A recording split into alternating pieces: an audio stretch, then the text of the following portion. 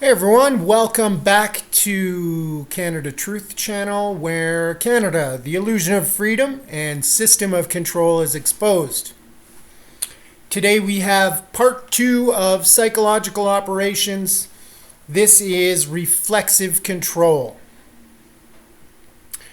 This is another research paper, this time from the Defence Research and Development Canada. Through the Royal Military College of Canada. As we learned in psychological operations, reflexive control is claimed to be a development of the Russians in the 1960s. I personally believe that reflexive control is very, very old and has been refined through centuries. If you apply the knowledge and understanding you'll gain through this research paper review to history, past and current events, you will maybe come to the conclusion that reflexive control is very old.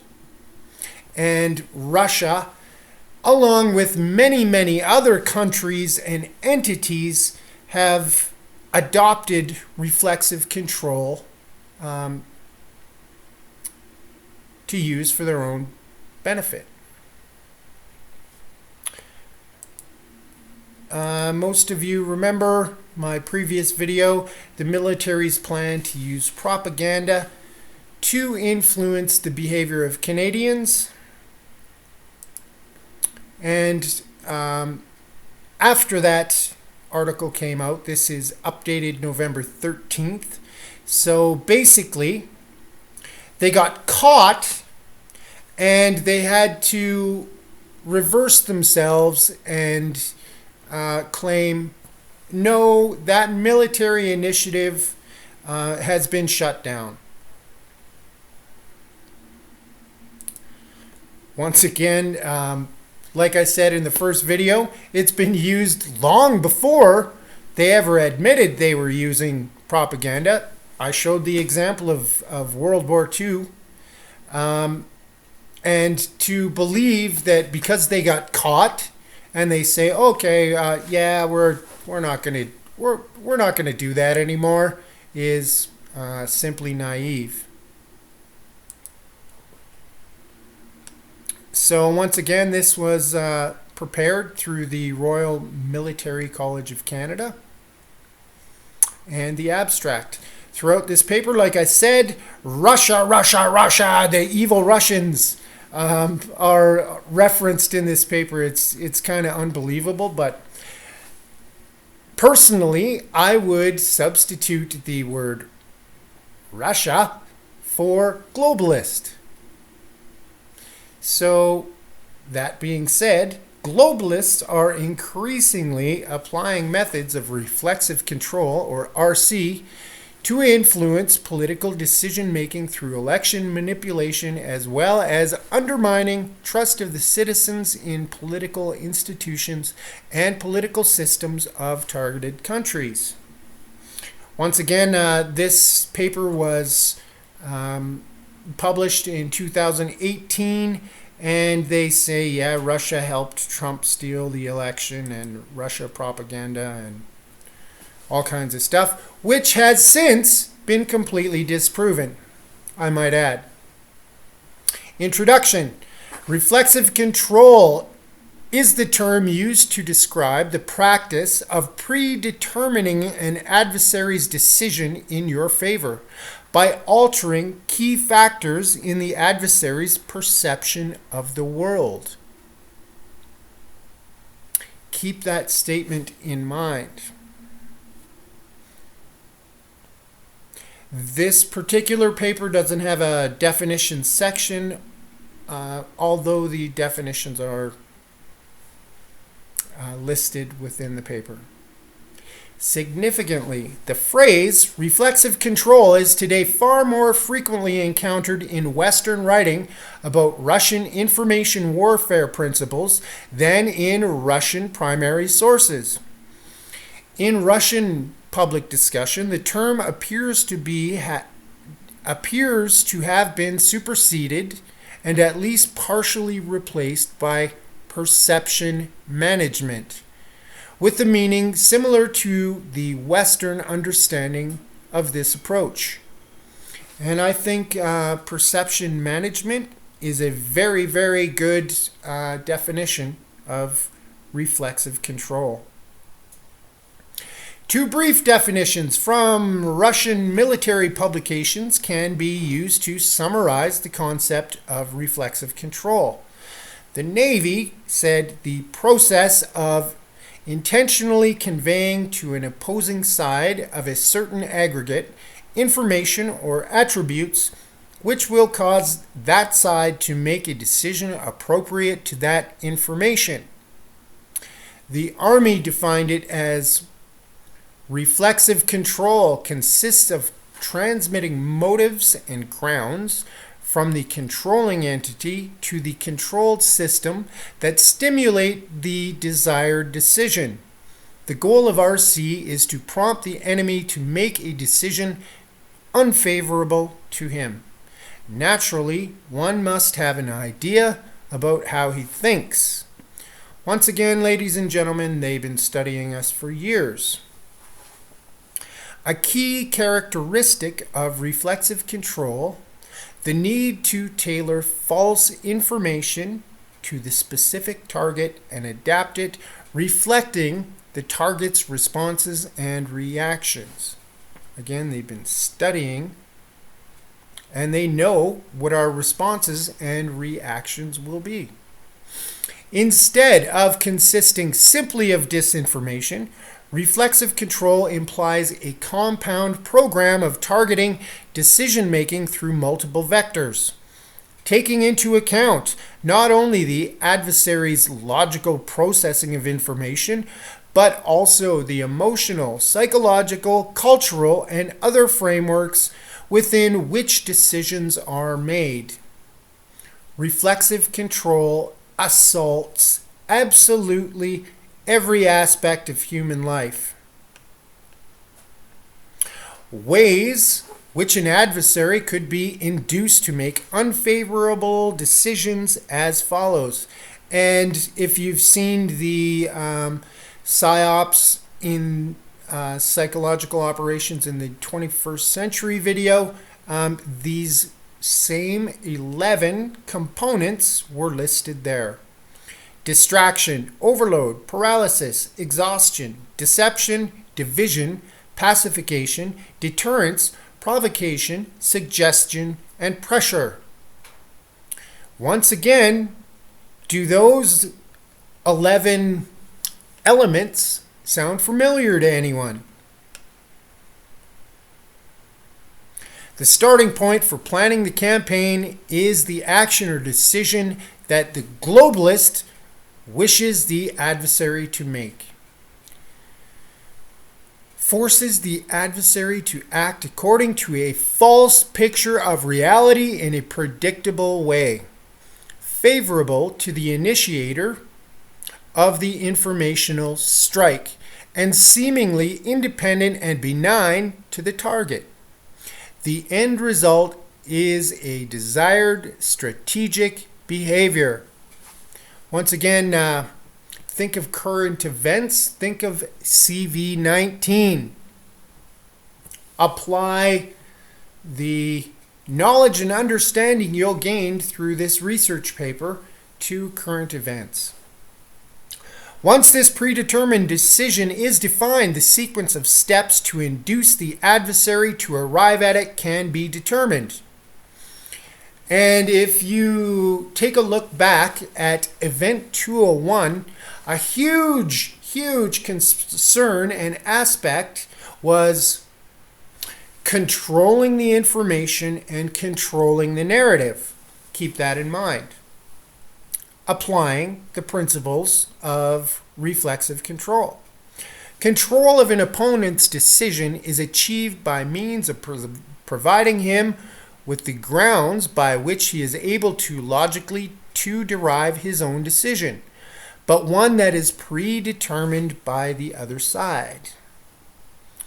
The target of reflexive control activity need not be limited to key decision makers, but can include broader sections of the population as well, in order to deliver effects en masse, as well as individual cognitive domains. The targets for influence are both mass and individual consciousness. Those honored with individual influences are those persons whose decisions determine issues of interest to the adversary party. Information influence involves distorting facts or envisages imposing on the target person emotional impressions which are favorable to the influencer. As put by Dmitry Adamsky, moral psychological suppression and manipulation of social consciousness aims to make the population cease resisting, even supporting the attacker. Look at what's going on today. People are not only supporting their enslavement, but they are fiercely defending their own enslavement. Keep that in mind. And think about how effective reflexive control operations can be. It follows that a key enabler of reflexive control is the target audience analysis to predict adversarial responses to specific tainted or false cognitive inputs. Once again, they've been studying us for a long time. Kolmov adds, information superiority in turn is essential to implement reflexive control. Information superiority. Reflect back on event 201. A huge part of their concern was controlling the information and controlling the narrative. The techniques of military cunning are no longer confined to the battlefield. The same can be said of information war, which the Ministry of Defense of the Russian Federation defines as a conflict between two or more states in the information space with the aim of damaging the information system, processes, and resources critically important to the other structures, undetermined, undermining the political, economic, and social system, mass psychological indoctrination of the population in order to destabilize society and the state, and also compel the state to take decisions in the interests of the opposing side. Wow. Does that sound familiar to anyone? Despite the close relationship and affinity between reflexive control and military techniques of cognitive manipulation, reflexive control is not exclusively a military discipline. In the realm of cyber attacks, electoral interference, and fake news, reflexive control takes its place alongside other tools of active measures such as disinformation, penetration, and provocation. The multiplicity of variables within complex undertakings, both civil and military, allows for a creative, dynamic, and constantly evolving combination of tools and aims. All of this sound pretty familiar? In reflexive control, Direction of the adversary's decision-making process must be undetected. This is achieved not only by driving in the required direction, but through continuous interaction and providing the adversary with all the evidence necessary to arrive at the required conclusion logically and apparently of the adversary's own volition. Once again, apply that to what's going on today. Well-established arsenal of information warfare tools, assets, and techniques. Digital, technological, and cognitive psychological attacks disorient and demoralize the population. Unified in terms of co-opting and coordinating the spectrum of government and non-government actors. It is waged during peacetime and wartime, simultaneously in domestic, the adversaries, and the international media domains, and in all spheres of new media. The conduct of reflexive control incorporates an advanced toolkit that utilizes means of hard power, disinformation, and manipulation, tools of influencing the adversary's decision-making algorithms, and altering the adversary's response time simultaneously. Other human assets consist of a wide range of individuals operating on behalf of the globalists in the target country, whether knowingly or unknowingly.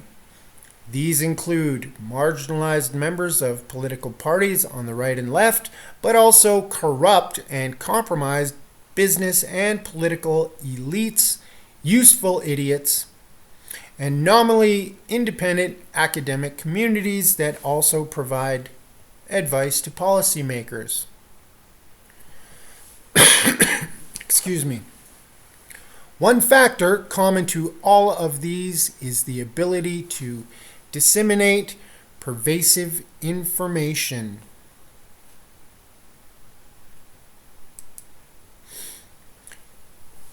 Transferring an image that is imposing on the adversary a false image of what is happening around him or her in order to guide his or her decision making. Once again, apply this to CV19. We are all going to die. We're all going to die. Apply reflexive control to CV19 and many, many other things going on in the world today.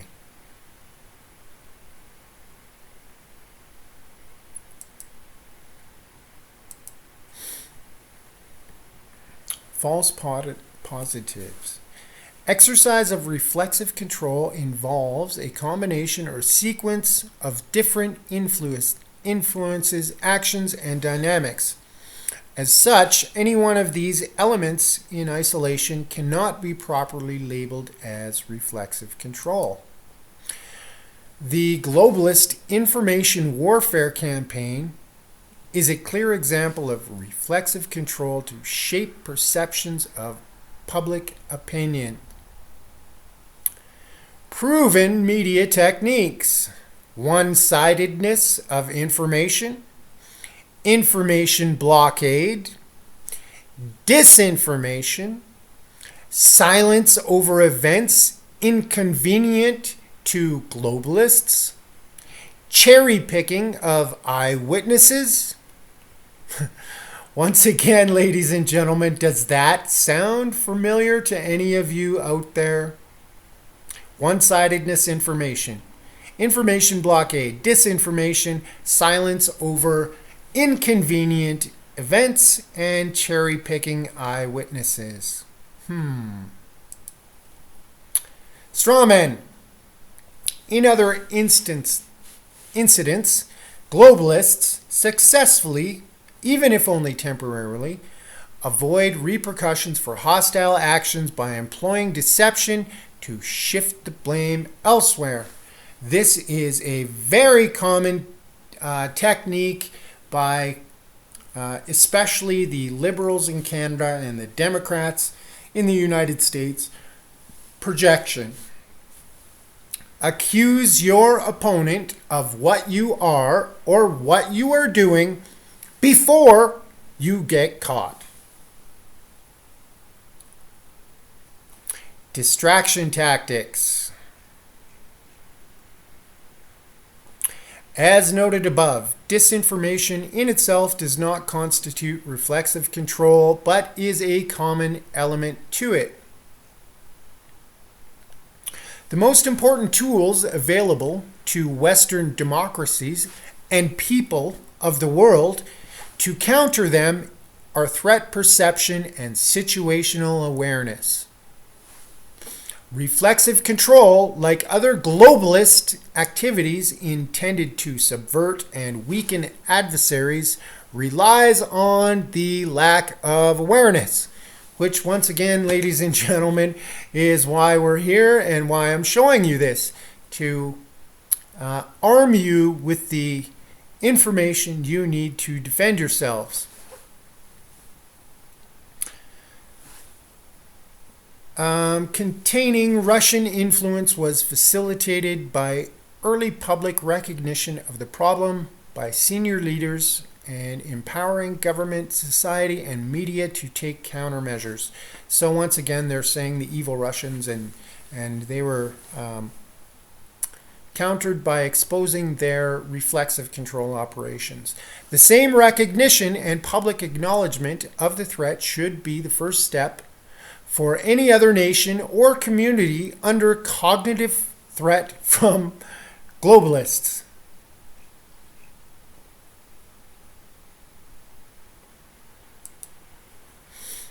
Capabilities and activities can be offensive or defensive in nature, and the extent of use is only limited by imagination and availability within policy and legal guidelines. And we know that the globalists don't care about policy and legal guidelines. They write them. They do not care about human rights. For example, social media may be used concurrently by cyber operations for technical exploitation, PSYOPS for influencing the public opinion, for informing, all of which need coordination. They talk about at least 200 different social media platforms that are used in reflexive control, and the above table only contains a fraction of the existing sites. Due to the role of social media as recently most relevant channel for globalist RC operations to influence the perception of entire populations of countries, examples of social media exploitation for RC campaigns. And here they're stating, while the concept of reflexive control existed since the 1960s, social media has made RC operations much more effective, cheaper, and feasible while enabling full deniability. There can be no doubt that social media is the technology that has revolutionized globalist implementation of RC operations, most in the past decade. Spreading narratives through social media, smear campaigns, character assassination, testing of narratives, constructing credibility of influencers, undermining credibility of adversaries,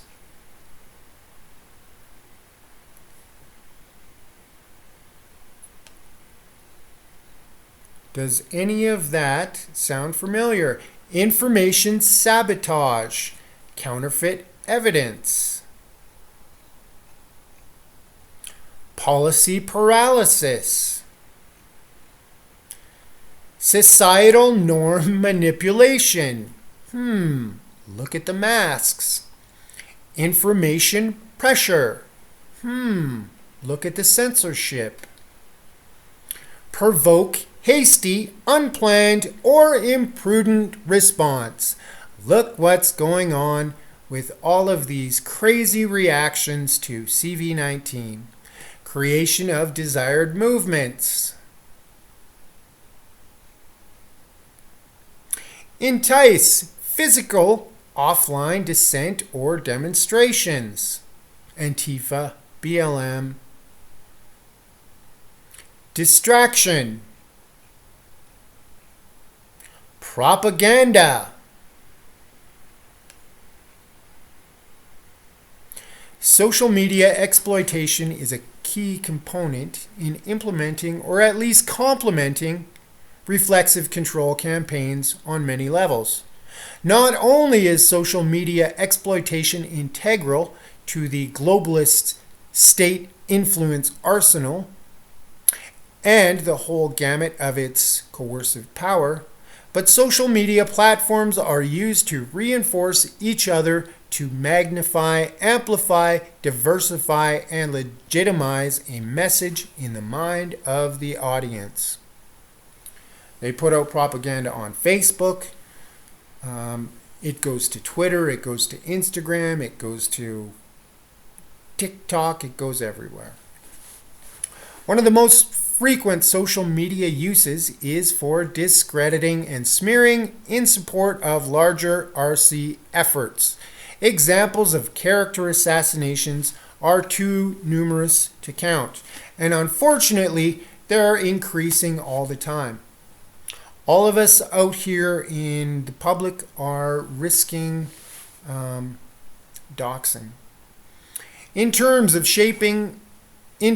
opinion shaping, coordinated campaigns through all relevant media sources, television, online media, social media in the form of Twitter, Facebook, YouTube, achieve the largest reach. The fabrication of authority and followership is so easy to construct on social media, and alternate reality can be automated by bots and trolls, for example, posting in comment sections. This alternate reality,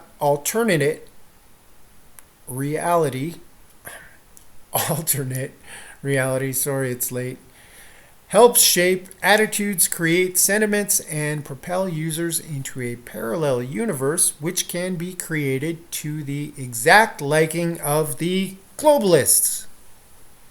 These shaped attitudes can then be further influenced through campaigns affecting existing groups or leading to the formation of new groups that push narratives in support of the alternate reality.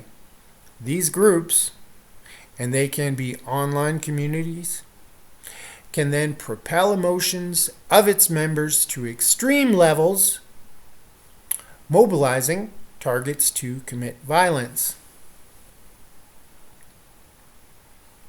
Once again, you just need to look at the peaceful protests by Antifa and Black Lives Matter. Another trend is the use of RC methods through social media for damage control, which we have also seen numerous times. Finally, an important trend that merits attention is the power of social media propelled reflexive control to create movements and groups. Once again,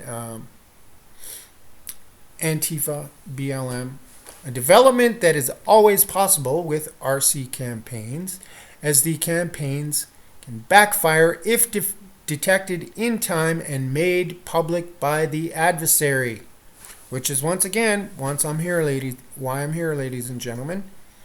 Also, actual innocent while unknowing members of such groups set up or created by globalists can start acting on their own initiative, which may not be in the interest of the globalists, thereby negatively affecting the overall campaign. Once again, a perfect example is the Antifa riots. They've now got a life of their own. And although it was intended to create dissent and chaos and terror, now it's just made people really, really angry and completely backfired on them. Countermeasures. It can be seen from the above that reflexive control is a complex, dynamic, and constantly evolving discipline with inputs and effects that are highly specific to each individual circumstance and target. Knowledge of the adversary is as important as self-knowledge. This goes all the way back to the Art of War and Sun Tzu,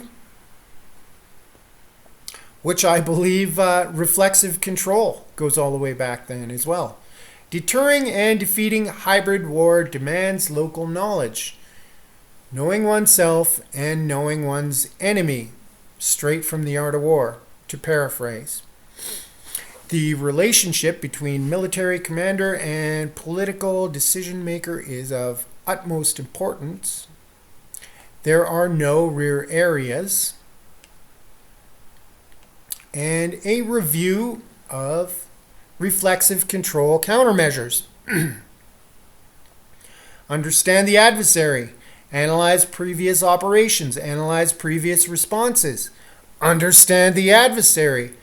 Identify adversary's goals. Plan for adversarial influence operations.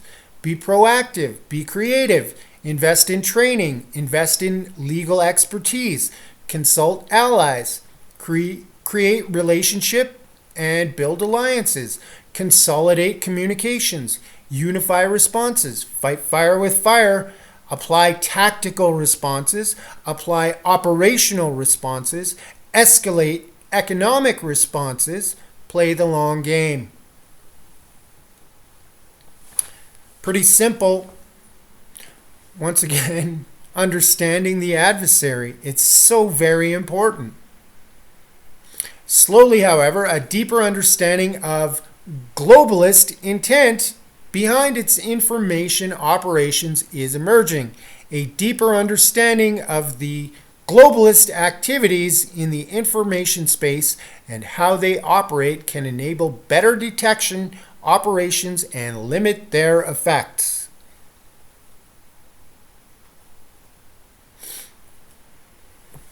Having a good understanding of the information space, the players, and their intentions, it is essential for any application of countermeasures.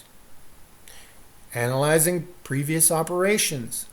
Analyzing previous responses. So what have they pulled in the past? How has the public reacted? Important things to understand and have knowledge of. Encountering long-term RC campaigns.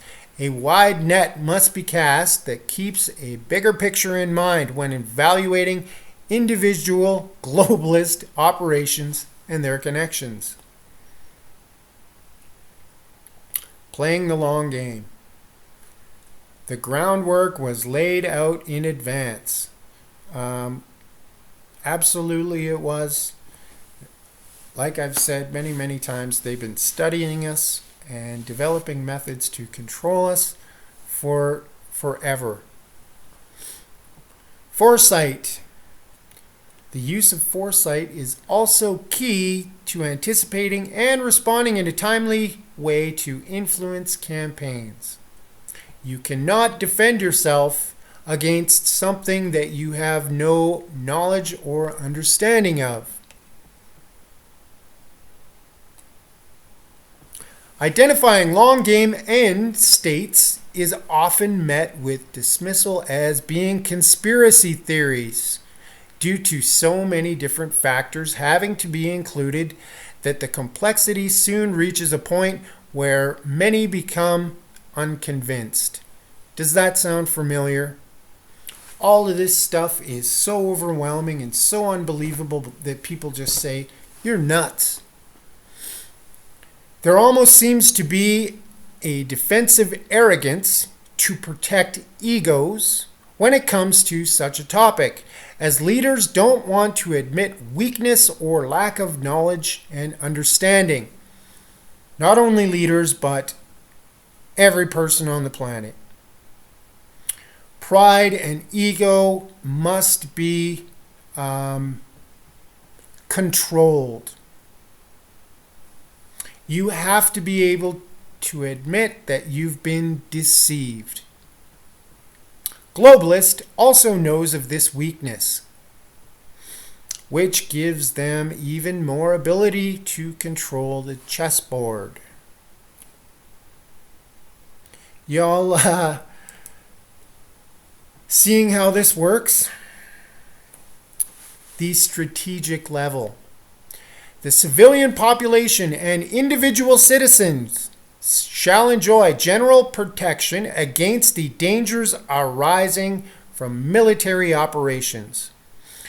To give effect to this protection in all circumstances, the civilian population as such, as well as individual civilians, shall not be the object of attack, acts or threats of violence, the primary purpose of which is to spread terror among the civilian population, are prohibited. Article 13, Protection of the Civilian Population, Geneva Convention. This paper concludes, any application of reflexive control is therefore not only unlawful for CAF members, but would lead to severe penalties in the event civilians are targeted, as the influence of the mindset of civilians is the crucial mechanism that triggers desired actions of a target audience during reflexive control. And the civilian population will always be the largest part of such a target audience.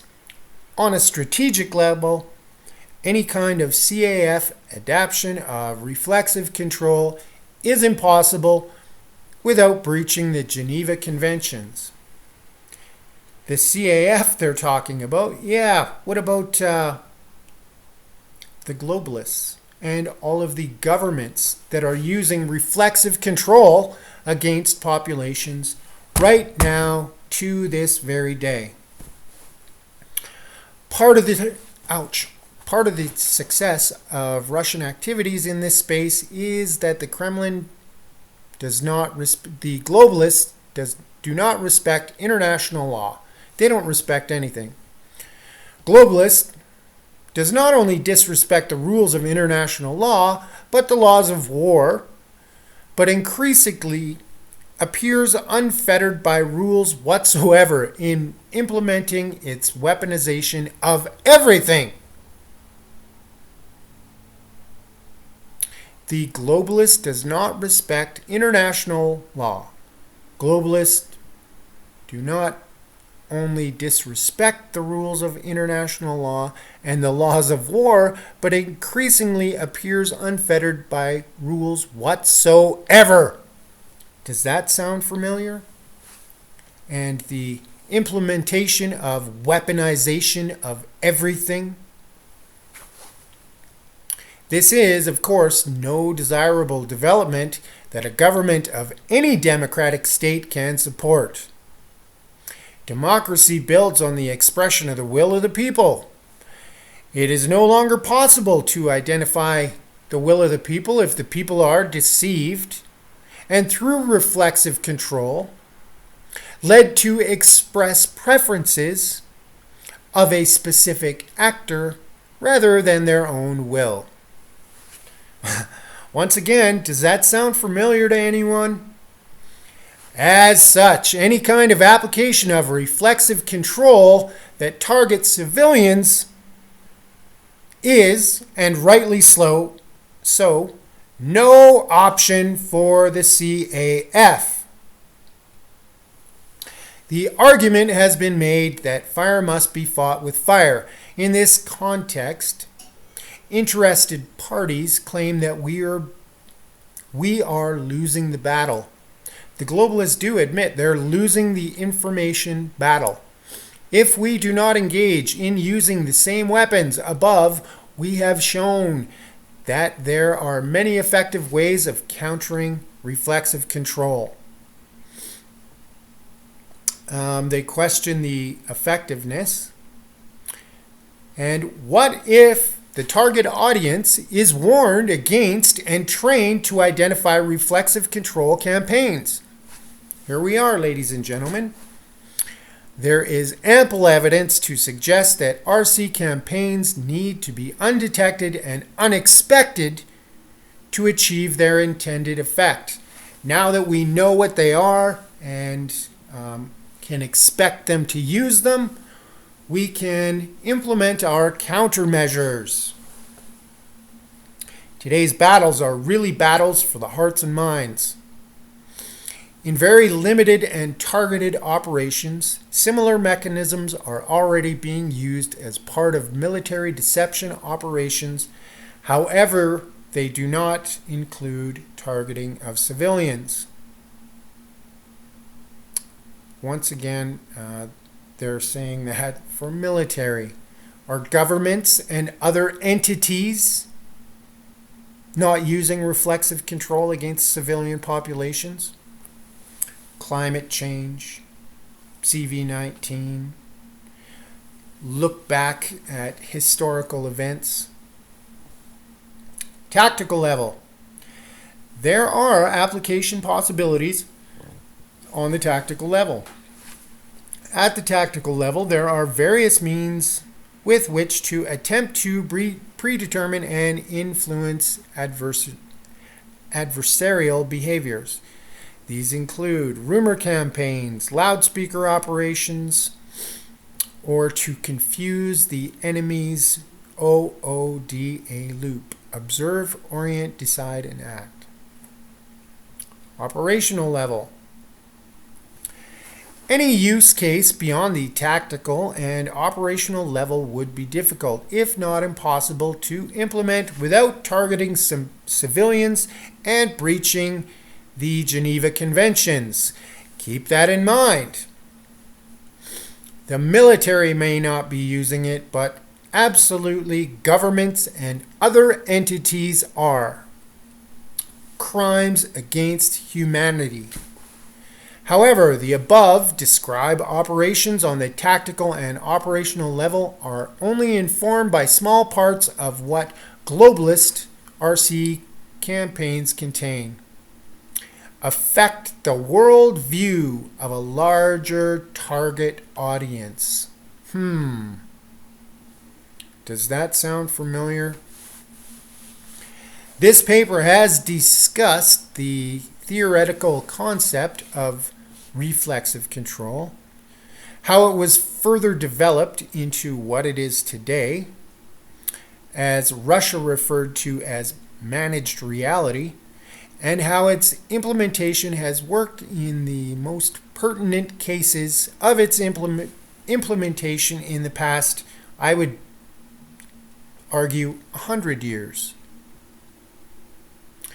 The complexity of the concept, and particularly the various elements of it that have to be coordinated effectively for long-term effect to be achieved, offers many avenues to counter reflexive control operations. As demonstrated, while reflexive control is a long-term game, it appears to be rather fragile operation that is fairly easy to counter once identified if target audiences are made aware of the concept, how it works, and who may be exploiting it against them. Here we are. Information to defend yourself. The authors have also shown that besides the high complexity and fragility of RC operations, the fairly effective countermeasures speak against most forms of its potential application in the CAF, particularly in any application of RC on the strategic level. Civilians would be targeted, leading to a breach of Geneva Conventions. Finally, the question remains, why The globalists would even want to alter the general worldview of a target audience long term. Any population, if able to decide freely, would truly opt for what is best for it, which is rule by the people. There's a pretty important statement right there. Why would the globalists even want to alter our view of the world long term? Because they want to take our ability to decide freely which is best for us away from us. That is all I'm going to cover in reflexive control today. I will leave a link to the document, and as always, I encourage all of you to do your own research, develop your own level of knowledge and understanding, and pay it forward. Thanks for watching.